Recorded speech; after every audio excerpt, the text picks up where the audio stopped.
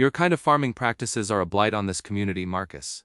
A literal health hazard. That was so President Brenda Hutchinson, her voice sharp enough to cut glass, as I stood by the chicken coop. I'm Marcus Caldwell, a blue-collar farmer and organic produce supplier from Millfield, Georgia. I'd just inherited my grandfather Ezra's 40-acre homestead, a working farm since 1943 after a 2-year legal battle. All I wanted was to revitalize the family farm and live peacefully off the land. But Brenda, with her newly paved cul-de-sac mentality, had other plans. Within a week I found a stack of official-looking violation notices on my barn door, 53 infractions, 750 daily fines, the crisp smell of fresh printer ink still clinging to her clearly fabricated documents. Here's what Brenda didn't know. Sometimes the person you're trying to plow under is actually the one who cultivates the very ground beneath your feet. What would you do if someone declared war on your family's legacy, rooted literally in the soil? My grandfather Ezra Caldwell was a legend in Millfield County. He built that farmhouse with his own hands after coming back from the war, and those 40 acres were his life. It was prime farmland, a workshop that smelled of tractor grease and fresh cut timber, and a heart big enough to help every neighbor. When a late blight threatened the Kowalski family's tomato crop in '82, Ezra helped them hand-pick every salvageable fruit, saving their harvest. When old Jefferson Lee's dairy herd needed a new pasture fence, Ezra spent a week building it for free. Ezra was the backbone of this community through market crashes, pest infestations, and droughts. I spent every summer on that property, learning about crop rotation and soil health, breathing in the scent of fresh earth and growing things. Those weathered porch railings still feel rough under my palm, hand-hewn from oak trees he cut himself. This place was my sanctuary when my parents divorced, my agricultural college fund when I needed proper farming training, my inheritance when Ezra passed. The probate battle nearly broke me, 2 years of lawyers eating my savings while distant cousins claimed they deserved everything. But Ezra's will was bulletproof. He'd hired the best estate attorney in Georgia and updated everything 6 months before he died, specifically to protect me and the farm. Now meet Brenda Hutchinson, 52. She moved here from Atlanta after her husband Preston's investment schemes went belly up. Their house poor, driving that white Escalade on fumes and credit cards, desperate to maintain appearances. Brenda appointed herself neighborhood improvement coordinator to feel important again. The woman criticizes my compost pile and carries a clipboard like she's inspecting a 5-star resort. Here's my favorite entry from Ezra's journal. That new woman complained my goats look at her funny. Might get a few more just to give them something interesting to look at. Tuesday morning, I roll up to start clearing an old field for planting. The place needed work, overgrown weeds, rusty farm equipment, a general look that screamed working farm, rather than suburban ISIS. I'm hauling out thorny bushes when I hear expensive heels clicking on asphalt. Here comes Brenda's personal militia Preston, the Weatherbees and Margaret Finch who now lectures on proper lawn care. Are you the farmer? Brenda asks as if identifying a disease. I politely introduce myself, explain I inherited the property. Big mistake. She hands me this document thick as a phone book. Official violation notice with 53 infractions listed in small print. The smell of fresh laser toner mixed Brenda's cloying floral perfume. As I read the penalty, $750 per day per violation. Quick math, 39, $750 daily in fines. Mom, there's no HOA here, I said. This property predates any such association. Things change. Brenda cut me off. This is a respectable neighborhood now. Perhaps you'd be more comfortable living somewhere more suitable to your situation. The word situation hit like a slap. Preston stepped forward, chest puffed out. We're prepared to take legal action. One derelict farm can destroy everyone's property values. Knowledge nugget in Georgia, you can't retroactively impose HOA rules on properties that predate the association, especially a working farm. It's called grandfathering, and it's legally bulletproof. That's when I realized this wasn't about property values. This was about power and control. Brenda needed to prove she could eliminate the one neighbor who reminded everyone this used to be working farmland, not suburban paradise. As they walked away, I heard her tell Preston, "Don't worry. These people always fold when you apply enough pressure. We'll have him gone by harvest season." She had no idea that pressure creates the deepest roots, or that my phone had been recording since, "Are you the farmer?" Or that I was about to discover exactly who owned what in this neighborhood, particularly the very ground they walked on. Brenda decided to cannonball straight into the deep end of crazy. Week 2 started with 3 county vehicles pulling into my driveway like I was running an illegal distillery. An agricultural inspector, a zoning officer, and a health inspector, all responding to anonymous complaints about animal waste and unauthorized farming practices. The agricultural inspector, Ms. Chen, walked around looking confused. "Sir, your soil tests were exemplary last month. Someone reported contaminated runoff, but I don't see any issues." She lowered her voice. "Between you and me, this address has generated more paperwork than a cattle ranch in a subdivision." Zoning found nothing. The health inspector actually complimented Ezra's compost system. "One of the most efficient rural setups I've seen." But here's the kicker. While they were inspecting my supposed violations, I noticed something interesting about Ezra's original 1943 land deed. The boundary markers showed my land extended 30 feet further west than I'd realized. That meticulously landscaped walking path Brenda was so proud of, the one she'd spent $20,000 laying, was sitting entirely on my property. The woman had been harassing me from land she was technically trespassing on every single day.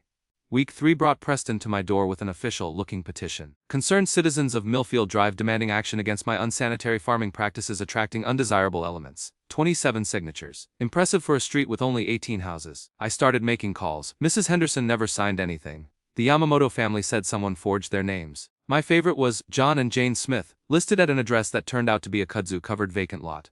Back in agricultural college, we learned about something called prior non-conforming use, when new zoning codes can't be applied retroactively to existing farms. Turns out the same principle applies to HOA rules. You can't impose new restrictions on properties that predate your association, especially when they're actively engaged in their original use. Brenda's petition wasn't just fraudulent, it was legally meaningless. Week 4 escalated to psychological warfare. Brenda's white Escalade started cruising past my farmhouse like a hawk circling wounded prey. 6 times, 7 times, 8 times a day. Not just driving, parking across the street taking pictures, scribbling notes on that cursed clipboard. Then came the anonymous letter slipped under my door Tuesday night. Laser printed message: we know what you're planting in that field. Illegal crops won't be tolerated.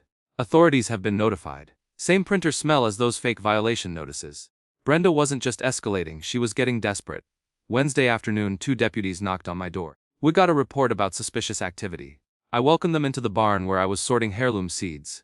Deputy Williams, who remembered Ezra, shook his head in disgust. 5th bogus report this month. Someone's yanking our chain. But Friday brought Brenda's boldest move yet. I'm heading out to the farmer's market when I find her Escalade parked directly behind my farm truck, blocking the driveway. She's sitting there like she owns the place, arms crossed. Designer sunglasses reflecting my frustration. I tapped on her window. She rolled it down like she was granting an audience. Mom, you're blocking my driveway. This is a public right-of-way. She waved a Google Maps printout highlighted in yellow. I have every right to park here. The driveway is on my property. You're trespassing. Prove it. That's when I pulled out my phone and called the sheriff. Hi, this is Marcus Caldwell. I need assistance with a trespassing situation involving a blocked driveway. Brenda's confidence evaporated faster than dew on a hot summer morning. She peeled out, spraying gravel like buckshot, but not before I got her license plate on video. That evening I sat on Ezra's porch swing with a cold sweet tea and his old land survey map spread across my lap. The crickets were singing their evening chorus, and somewhere in the distance, a barn owl was hooting. This property had seen a lot of history: births, deaths, celebrations, heartbreaks. Ezra had weathered the Depression, 2 wars and countless smaller battles to keep this land in our family.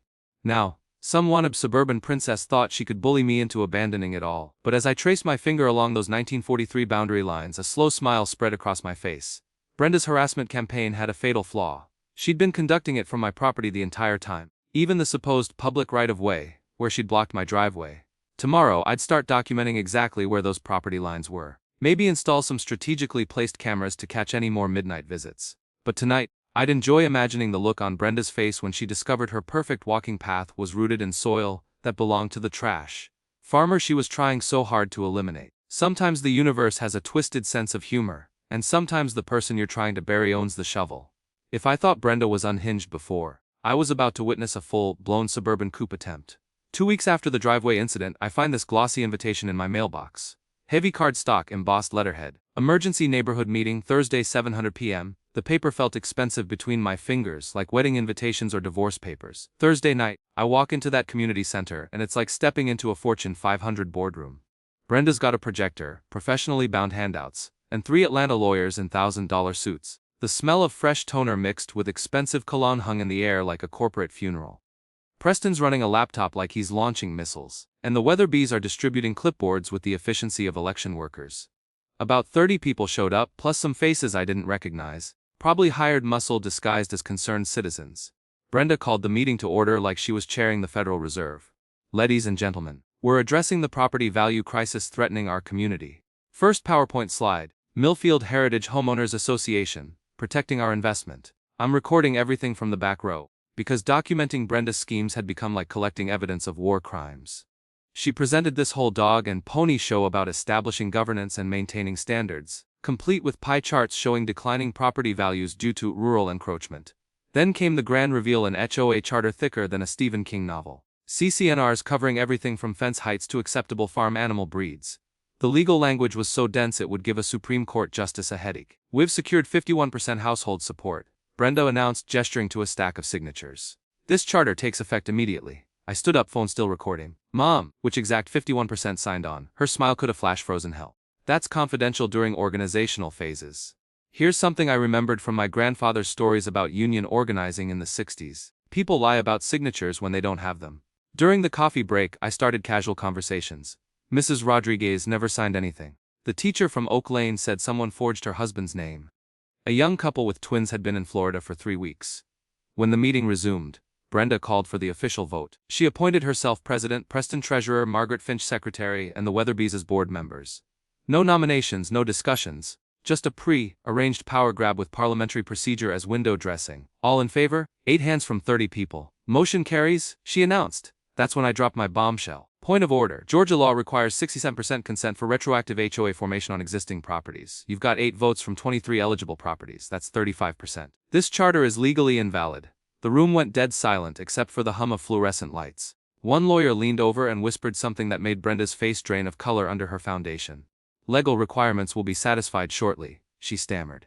Jefferson Lee, who'd been Ezra's friend for 40 years, stood up with the dignity of a man who'd weathered worse storms than suburban princesses. "Mom, my family's been here since 1952. Nobody asked us about any HOA." Mrs. Kowalski jumped in. 30 years next to Ezra. "First I'm hearing about neighborhood associations." The tide turned so fast you could hear Brenda's confidence deflating like a punctured tire. She launched into desperate damage control about progressive development and financial protection, but her voice cracked like thin ice under pressure. As people filed out, muttering about wasted evenings and forged signatures, I lingered to photograph the official documents. Those Atlanta lawyers and professional printing hadn't come cheap. Someone was investing serious money in this harassment campaign. Walking to my truck, Rodriguez from the health department caught up with me. "Hell of a performance. You know, those anonymous complaints against your property all came from the same IP address traced to a house on Millfield Drive." Boom. There was my smoking gun.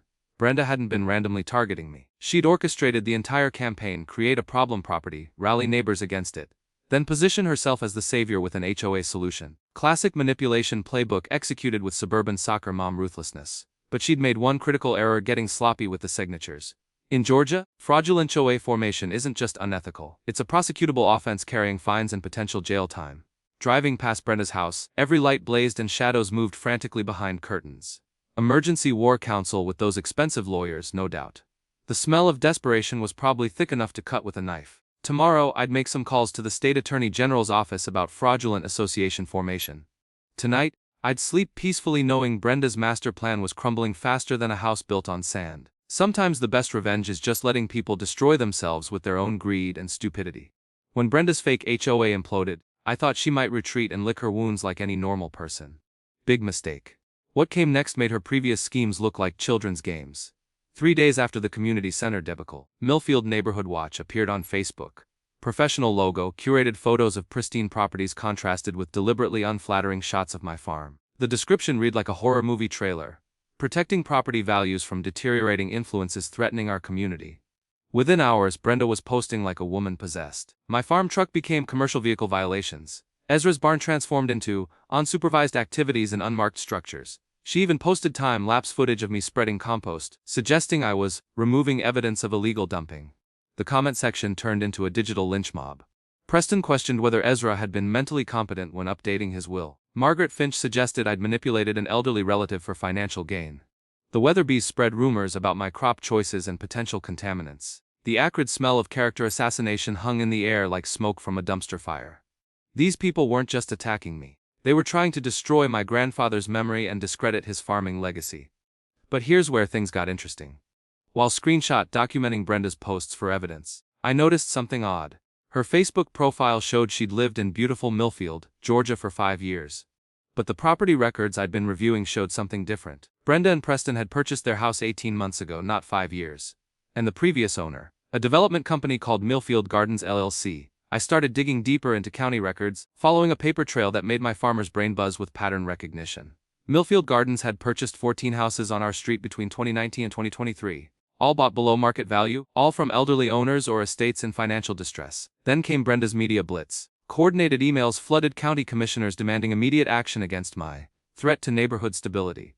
Professional complaints to zoning boards, tax assessors, environmental agencies, each carbon copied to local news outlets, creating artificial urgency around a manufactured crisis. Tuesday morning brought Channel 7 News to my doorstep. A young reporter with perfect makeup and a cameraman who looked like he'd rather be covering sports. "We're investigating property disputes affecting neighborhood safety," she announced, shoving a microphone toward my face. "Care to respond to allegations about unsanitary farming operations?" That's when I realized Brenda's endgame. She'd convinced a news station I was the story, the problem farmer disrupting suburban paradise. But after months of dealing with her schemes, I'd learned to stay 3 steps ahead. I invited them in for the full tour. Showed them Ezra's barn where I sorted seeds and stored organic produce, pulled out county permits for every farming practice, explained the family history and community connections spanning 80 years of sustainable agriculture. "So these complaints are unfounded?" the reporter asked, confidence wavering. "These complaints are part of a systematic harassment campaign designed to force me off property someone else wants," I replied, handing her my evidence folder. Fraudulent HOA documents, forged signatures, false police reports, even trespassing on my land. It's all documented. That's when Jefferson Lee appeared like divine intervention. "You reporters got good timing. Someone heard the truth about what's happening here." For 20 minutes, Jefferson detailed Ezra's legacy and Brenda's harassment campaign. Mrs. Kowalski corroborated everything. Chen from the agricultural department confirmed the bogus complaints. The reporter's narrative flipped entirely. Problem farmer became harassment victim. Brenda's media manipulation had backfired spectacularly. But the real bombshell came that evening when I connected the final dots. Cross-referencing property records with corporate filings revealed the truth. Preston Hutchinson was listed as managing partner of Millfield Gardens LLC. They weren't just harassing me for kicks, they were trying to force me out so their development company could acquire my property, the centerpiece of the entire block, at below market prices. The same scheme they'd used on the 14 other families. The systematic harassment, the fake OA, the media campaign. It was all cover for a property grab worth potentially millions once they bulldozed the farm and developed the entire street into more suburban sprawl. I sat on Ezra's porch that night, listening to cicadas sing their ancient songs while the pieces fell into place. The smell of honeysuckle mixed with the lingering diesel fumes from Brenda's latest surveillance drive-by. Tomorrow, I'd make some calls to the state attorney general's office about real estate fraud and elder abuse. Tonight, I'd savor the irony that Brenda's desperation to destroy me had led me straight to evidence of her actual crimes. Sometimes when people dig graves for others, they end up falling into holes of their own making. And sometimes the person they're trying to bury owns a lot more than they realize, right down to the very soil beneath the ground. You know that moment when you're troubleshooting a crop disease, and suddenly every confusing symptom makes perfect sense. That's exactly what happened when I finally sat down with all of Ezra's documents spread across his old oak dining table. The earthy smell of aged paper mixed with the lingering ghost of his pipe tobacco as I worked through manila envelopes he'd labeled in his careful handwriting. Tax records 1960 to 1980, crop insurance papers, and tucked away in the back of his desk drawer subsurface rights do not lose. Inside that envelope was the original 1943 land grant, plus a 1970s agreement I'd never seen before. Apparently our property sits on valuable timber rights, potential natural gas deposits, and most crucially a certified aquifer recharge zone. Interesting, but not immediately useful. Then I found the well and irrigation documentation. Ezra's hand dug well wasn't just for our farm, according to these papers. My family owns the subsurface rights to a significant portion of the groundwater flowing beneath this section of the county. Rights dating back to an old federal land grant that predated most modern water laws. That means I control who can drill, where they can drill, and how much water can be drawn from the aquifer that feeds almost every household well in our neighborhood. I pulled out my phone and started researching. Turns out, subsurface water rights are a huge deal, especially with increasing drought conditions. Every house in our neighborhood gets water from wells tapping this aquifer. During dry years, which are becoming more common, our aquifer is the only reliable water source for miles. But here's where my blood ran cold. While researching water law, I stumbled across a pending application with the Georgia Department of Natural Resources. Someone wanted permits for a large-scale commercial bottling plant in our area, permits worth $150,000 annually. The applicant, Preston Hutchinson, representing Millfield Springs Water Co., LC. The room suddenly felt 10 degrees colder as the pieces snapped together like a perfectly calibrated irrigation system. This wasn't about property values or neighborhood aesthetics. This was about groundwater rights worth potentially millions over the life of the contract. That's why Brenda needed an HOA, legal authority to negotiate for the neighborhood's water. That's why she'd been systematically targeting me, the one property owner whose consent to subsurface access could kill a deal worth hundreds of thousands. But wait, it gets worse. Digging deeper into the application documents, I found the proposed timeline. Millfield Springs Water Co. wanted to start construction on their bottling facility within 4 months. The water extraction would begin immediately after permit approval. Every house built after 1960 existed with water access I'd never formally granted. Every well they drilled tapped an aquifer that technically flowed beneath my land, controlled by my family's subsurface rights. For 60 years my neighbors had been using water I technically controlled, and I'd been too naive to realize it. The grandfather clock chimed 9 times, its sound echoing through the house like a countdown timer. Outside I could hear Brenda's Escalade idling for another surveillance run. But now her desperation made perfect sense. If I signed that subsurface water rights deal, she and Preston would pocket a massive finder's fee, while Millfield Springs Water Co. gained control of the regional groundwater supply, potentially drying out my neighbors' wells. If I refused, their entire scheme collapsed and potentially left the neighborhood without reliable water access during the next drought, making me look like the bad guy. They'd created a situation where I looked like the bad guy no matter what I chose. But here's what Brenda didn't know. Ezra had taught me that sometimes the right choice isn't the easy one, and sometimes the person everyone thinks is powerless actually holds all the cards, deep underground. Tomorrow, I'd be calling environmental lawyers and the state attorney general's office. Tonight, I'd sit here planning how to protect both my subsurface water rights and my neighbors' access to clean drinking water. Turns out, the problem farmer Brenda had been trying to eliminate wasn't just standing in her way. I was the one person who could shut off everyone's water supply. And that gave me a hell of a lot more power than a fake HOA presidency ever could. The first thing I did the next morning was call Dr. Elena Rios, a hydrogeologist and environmental attorney in Atlanta who specialized in subsurface rights law. Her secretary tried to brush me off. Dr. Rios is very busy, but when I mentioned aquifer recharge zones and commercial bottling plants I got transferred immediately. Mr. Caldwell, Elena said after I'd explained the situation, you're sitting on something potentially worth millions, but more importantly, you're holding the legal keys to your entire neighborhood's water supply. We needed to meet in person. 2 days later, she drove down to the property in a rugged, mud-splattered SUV that looked perfectly at home next to my farm truck. Elena was sharp as a razor, late 40s, dreadlocks pulled back in a practical braid, and the kind of direct gaze that probably made corporate lawyers break out in cold sweats. Show me the well, she said, skipping pleasantries entirely. We walked the property line, and she explained subsurface water law in terms even a blue-collar farmer could understand. In Georgia, subsurface rights are like mineral rights. They run with the land permanently unless explicitly sold or transferred.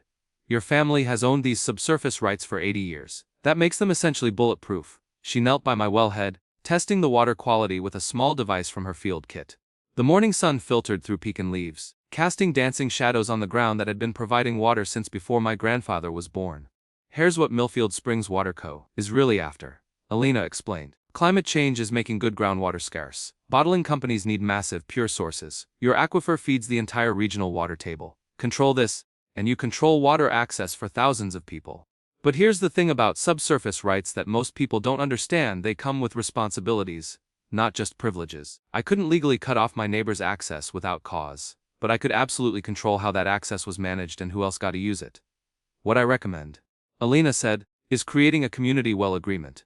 Protect your neighbor's access while maintaining your rights. Then offer Millfield Springs Water Co. a limited, heavily regulated partnership instead of a buyout. You keep control. They get limited, regulated access. Everyone wins and your neighbors stay hydrated.